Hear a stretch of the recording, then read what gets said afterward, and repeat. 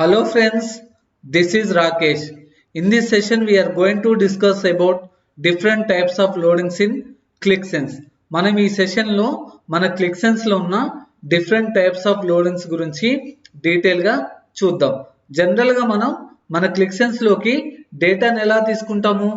Either database నుంచి గానీ some external sources నుంచి గానీ డేటాను మన ClickSense లోకి తీసుకొని ఆ డేటాను లోడ్ చేసి as per the user requirement ని బేస్ చేసుకొని విజువలైజేషన్స్ అనేది చేస్తాం. ClickSense లోకి డేటాని మనం లోడ్ చేసేటప్పుడు డిఫరెంట్ కైండ్స్ ఆఫ్ డేటాని మనం తీసుకుంటాం.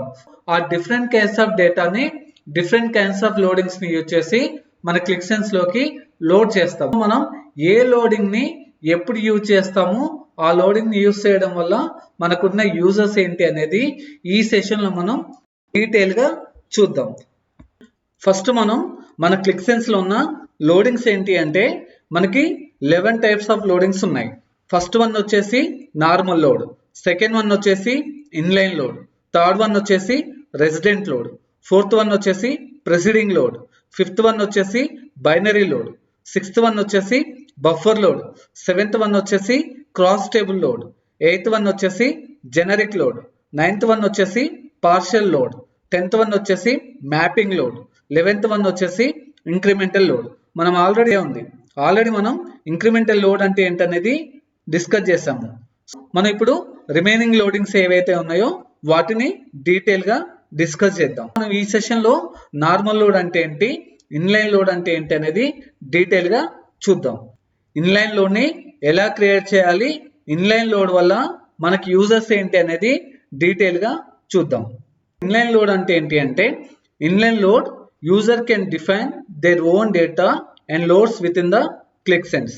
సో యూజర్ తన ఓన్ గా డేటాని ClickSense లోని క్రియేట్ చేసుకొని లోడ్ చేయొచ్చు. అది ఇన్లైన్ లోడ్ ని యూజ్ చేసి యూజర్ తనకు కావాల్సిన డేటాని ఓన్ గా క్రియేట్ చేసి లోడ్ చేసుకోవచ్చు. The inline data can be defined in the inline data wizard. మనకి ఇన్లైన్ డేటా విజార్డ్ అని ఉంటుంది. అది మనకి డేటా మేనేజర్ డిస్కస్ చేసేటప్పుడు దాని గురించి డిస్కస్ చేద్దాం. ద ఇన్లైన్ డేటా విజార్డ్ ని యూజ్ చేసి ఇన్లైన్ డేటాని డైరెక్ట్ మనం క్రియేట్ చేయొచ్చు. The data enter through and inline load class must be enclosed by square brackets. Inline load use చేసి డేటాని క్రియేట్ చేయాలంటే అది మస్ట్ అండ్ షుడ్ గా మనకి స్క్వేర్ బ్రాకెట్స్ లోనే ఉండాలి. ఓకే, మనకు వచ్చేసి డేటాను లోడ్ చేస్తున్నామంటే మన కాలమ్స్ ఉంటాయి, డేటా ఉంటుంది. The columns of the tables are defined in the first line of the inline load. The columns of the tables are defined in the first line of the inline load statement separated by delimiter. Inline load ని define చేసేటప్పుడు first line లో మనం ఏవైతే mention చేస్తామో అవి మనకి by default గా column names గా తీసుకుంటుంది. ఓకేనా? A semicolon is required after the closing the square brackets. మనం ఇన్లైన్ లోడ్ లో డేటా రాసేటప్పుడు స్క్వేర్ బ్రాకెట్స్ లో రాస్తాం. ఆ స్క్వేర్ బ్రాకెట్స్ కి సెమీకోలన్ అనేది ఎండింగ్ లో మెన్షన్ చేయాలి. సో ఇది ఇన్లైన్ లోడ్. ఈ పాయింట్స్ ఏంటి అనేది వన్ బై వన్ మనం క్లియర్ కట్ గా డిస్కస్ చేద్దాం. ఓకే, మన ClickSense అప్లికేషన్ ఓపెన్ చేశాను. ఇప్పుడు మనం ఇందులో డేటా ఏమీ తీసుకోలేదు. అప్లికేషన్ ని లోడ్ చేస్తున్నాను. అప్లికేషన్ నాకు సక్సెస్ఫుల్ గా లోడ్ అయిపోయింది. ఇప్పుడు మనం డేటా మోడల్ వ్యూవర్ అబ్జర్వ్ చేస్తే డేటా మోడల్ వ్యూవర్ అనేది చూపించట్లేదు. ఎందుకు చూపించట్లేదు?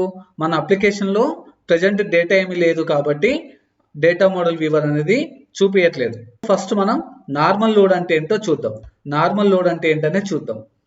నార్మల్ లోడ్ అంటే ఏదైనా మనం ఒక టేబుల్ ఈ విధంగా తీసుకున్నాను.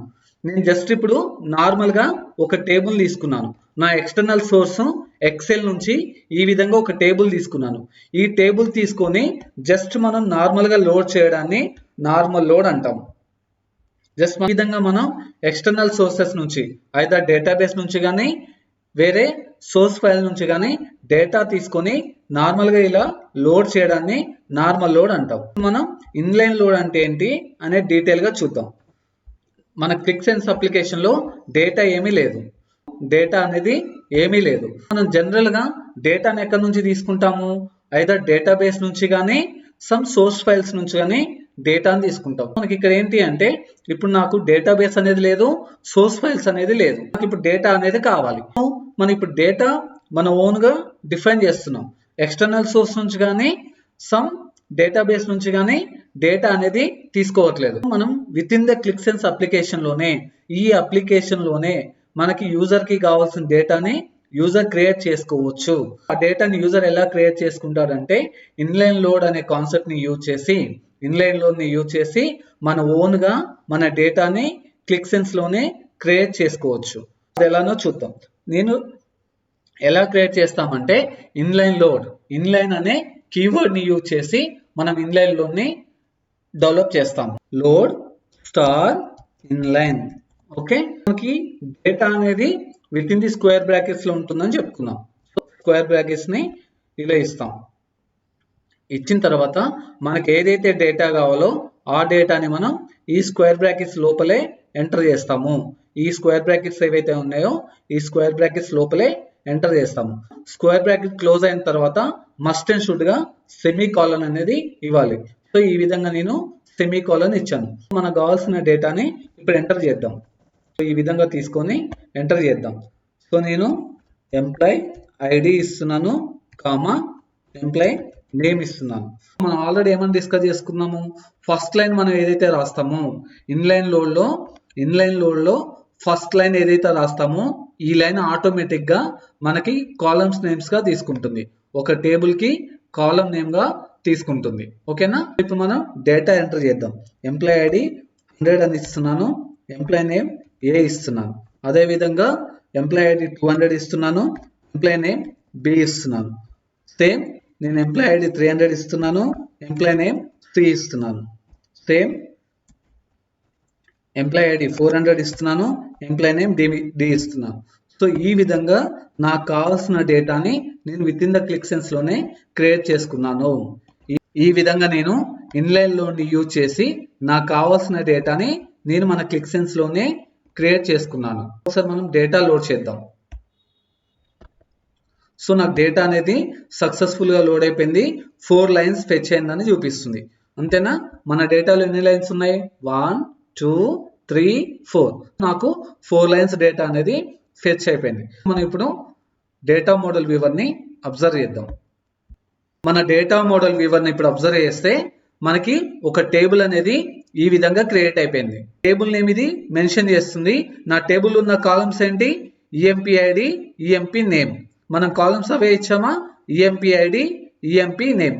సో మనకి ఇన్లైన్ లోడ్ లో ఏదైతే మనం ఫస్ట్ కాలమ్ ఫస్ట్ లైన్ లో మెన్షన్ చేస్తామో ఆ ఫస్ట్ లైన్ లో ఏవైతే మనం మెన్షన్ చేస్తామో అవి ఆటోమేటిక్ గా మనకి టేబుల్స్ యొక్క కాలమ్స్ లాగా తీసుకుంటుంది.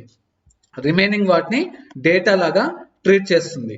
ఓకేనా, ఒకసారి డేటా ప్రివ్యూ చూద్దాం.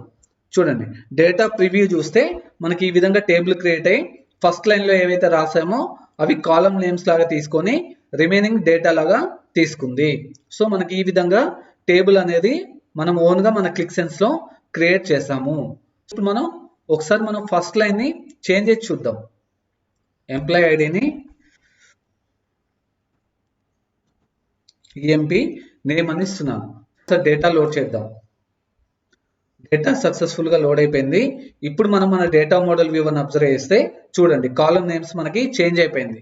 ఎంప్లాయ్ ఐడి ఈఎంపీ నేమ్ గా చేంజ్ అయిపోయింది. సో మనం ఇన్లైన్ లోడ్ లో ఫస్ట్ లైన్ లో ఏదైతే మెన్షన్ చేస్తామో ఆ ఫస్ట్ లైన్ అనేది ఆటోమేటిక్ గా ఆ టేబుల్ యొక్క కాలమ్స్ లాగా తీసుకుంటుంది. నేను ఫర్ ఎగ్జాంపుల్ ఈ లైన్ ని నేను ఈ విధంగా చేంజ్ చేస్తాను ఫస్ట్ లైన్ ని. సో ఇప్పుడు మనకి కాలమ్ నేమ్స్ ఏమి వస్తాయో చూద్దాం. మనం ఏదైతే ఫస్ట్ లైన్ లో మెన్షన్ చేస్తామో ఆ ఫస్ట్ లైన్ ని కాలమ్స్ నేమ్స్ లాగా ట్రీట్ చేస్తుంది. ఓకేనా, నేను టేబుల్ కి నేమ్ ఇస్తున్నాను, ఎంప్లాయ్ అని ఇస్తున్నాను. సో ఒకసారి డేటా లోడ్ చేద్దాం. మన డేటా మోడల్ V1 అబ్జర్వ్ చేస్తే మనం ఏదైతే టేబుల్ నేమ్ ఇచ్చామో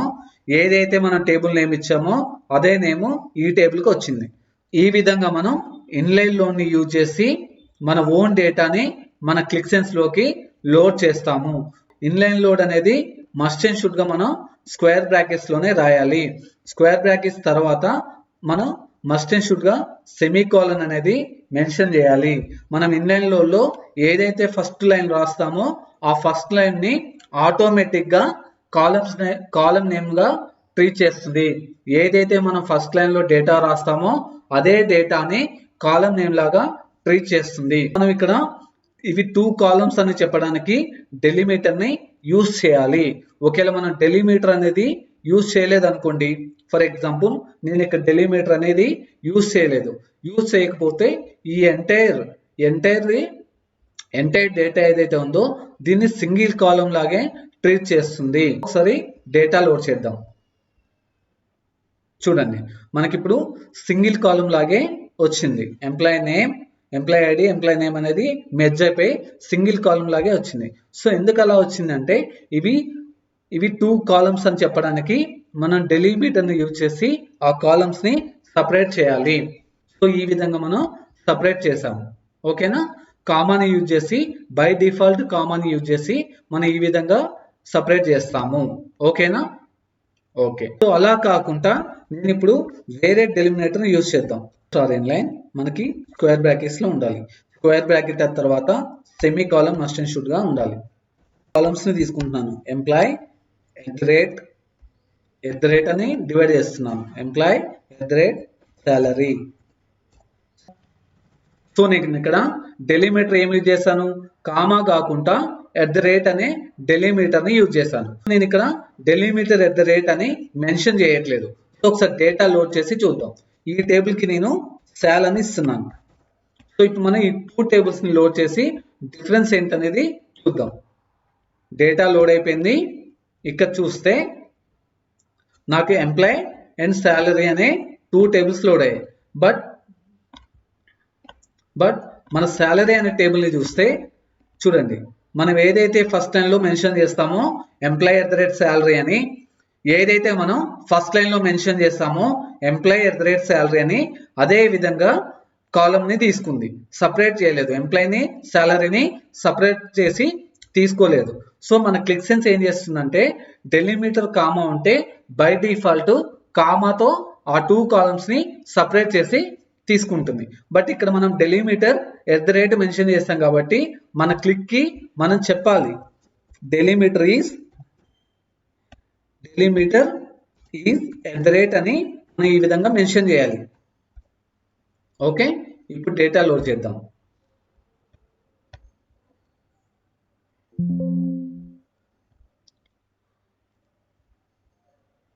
సో మన డేటా మోడల్ వ్యూవర్ని ఇప్పుడు అబ్జర్వ్ చేద్దాం. చూడండి, ఇప్పుడు మనకి సాలరీ అనే టేబుల్లో ఉన్న కాలమ్స్ ఏవైతే ఉన్నాయో అవి 2 కాలమ్స్ లాగా కన్సిడర్ చేసుకుంది. ఎట్ ద రేట్ ముందు ఒక కాలము, ఎట్ ద రేట్ తర్వాత ఏదైతే ఉందో దాన్ని ఒక కాలం లాగా ట్రీట్ చేసింది. సో చూడండి, ఇప్పుడు ఎట్ ద రేట్కి ఏదైతే ఉందో ఈఎంపీని ఒక కాలం లాగా, ఎట్ ద రేట్ తర్వాత ఏదైతే ఉందో సాలరీని దాని ఒక కాలం లాగా 2 కాలమ్స్ లాగా ట్రీట్ చేసింది. సో మనం బై డిఫాల్ట్ కామాని యూజ్ చేస్తే డెలిమినేటర్ కామా అని చెప్పాల్సిన అవసరం లేదు.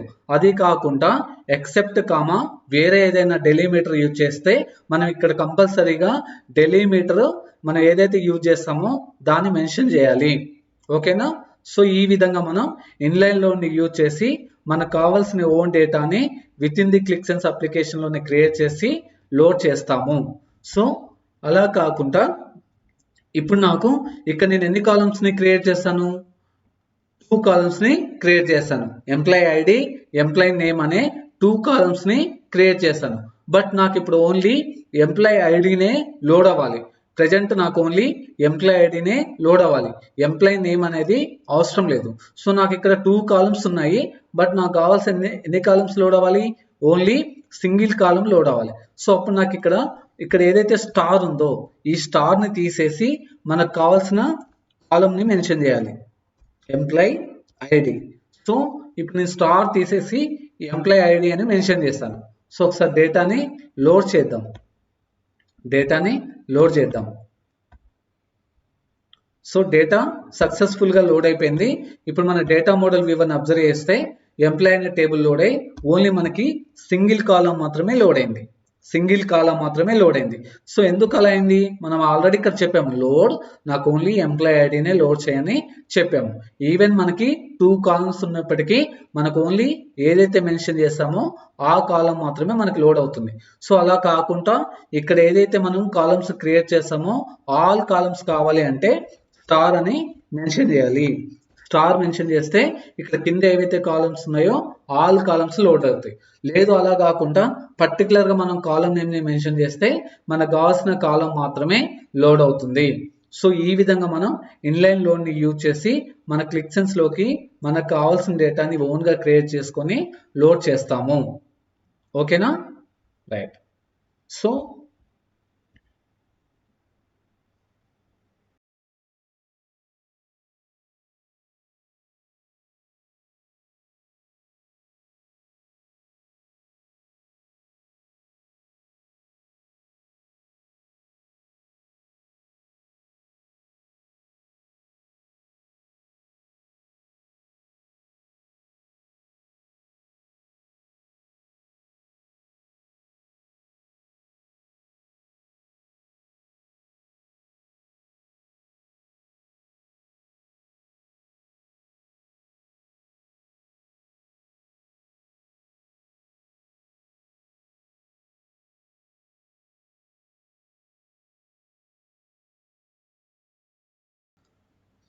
మనం సెకండ్ సినారియో తీసుకొని ఇన్లైన్ లోని ఎందుకు యూజ్ చేస్తారో డీటెయిల్ గా చూద్దాం. నేను ఈ డేటాను తీసుకున్నాను. ఈ డేటాను తీసుకొని నేను ఒక విజువలైజేషన్ ని క్రియేట్ చేస్తాను. సో నా విజువలైజేషన్ వచ్చేసి కంట్రీ వైజ్ సేల్స్ ఇన్ఫర్మేషన్ అనేది ఇస్తుంది. సో ఇక్కడ మనం కంట్రీని అబ్జర్వ్ చేస్తే మన కంట్రీ కాకుండా కంట్రీ కోడ్స్ ఉన్నాయి. AU, BD, BH, CA, IN, RU, US అని కంట్రీ యొక్క కోడ్స్ ఉన్నాయి. కంట్రీ నేమ్స్ లేదు. మన రిక్వైర్మెంట్ ఏంటి అంటే యూజర్ ఏమన్నాడంటే నాకు ఈ కంట్రీ కోడ్ ని బేస్ చేసుకొని కంట్రీ యొక్క నేమ్ కావాలి అన్నాడు. కంట్రీ కోడ్ ని బేస్ చేసుకొని కంట్రీ యొక్క నేమ్ కావాలి అన్నాడు. బట్ మనకి ఆ కంట్రీ యొక్క నేమ్ ఇన్ఫర్మేషన్ అనేది వేరే సోర్స్ లో కానీ డేటాబేస్ లో కానీ మనకి ఎక్కడ అవైలబిలిటీ అనేది లేదు. బట్ మనకి డేటా అవైలబిలిటీ లేదు. యూజర్ అనేవాడు ఈ కంట్రీ కోడ్ ని బేస్ చేసుకొని ఆ కంట్రీ ఏంటి అని అడుగుతున్నాడు. సో మనం దీన్ని ఇప్పుడు ఇన్లైన్ లోడ్ అనే కాన్సెప్ట్ ని యూజ్ చేసి ఈ కంట్రీ కోడ్ ని బేస్ చేసుకొని కంట్రీ నేమ్ ని ఎలా క్రియేట్ చేస్తామో ఆ క్రియేట్ చేసిన నేమ్ ని ఈ టేబుల్ ఎలా యాడ్ చేస్తారో డీటెయిల్ గా చూద్దాం. Load star inline. మనం డేటా ఎక్కడ పాస్ చేస్తాము? With in the square brackets లో డేటా అనేది పాస్ చేస్తాము. With in the square brackets లో మనకి ఏదైతే డేటా కావాలో ఆ డేటాని క్రియేట్ చేస్తాము. With in the square brackets లో మనకి ఏదైతే డేటా కావాలో ఆ డేటాని క్రియేట్ చేస్తాము.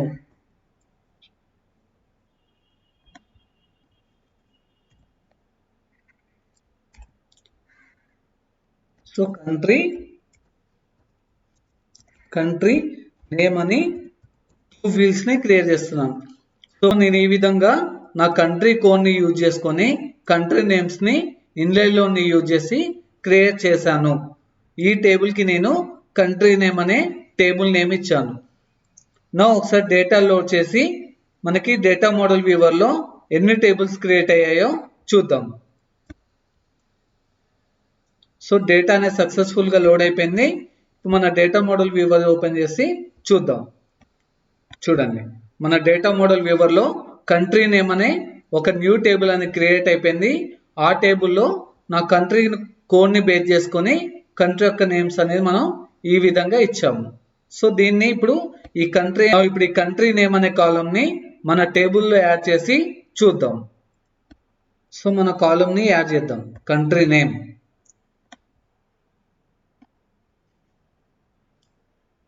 నా అబ్జర్వ్ చేస్తే మన కంట్రీ కోడ్ ని బేస్ చేసుకొని ఈ విధంగా కంట్రీ నేమ్ ను కూడా మనం యాడ్ చేస్తాము. నా ఈ విధంగా మనం ఇన్లైన్ లో యూజ్ చేసి కంట్రీ కోడ్ ని బేస్ చేసుకొని కంట్రీ యొక్క నేమ్స్ ని మనం క్రియేట్ చేసుకొని ఆ డేటాని మనం విజువలైజేషన్ లో యాడ్ చేస్తాము. సో మనకి ఇన్లైన్ లోడ్ ఈ విధంగా కూడా మనకి యూజ్ అవుతుంది. ఓకే.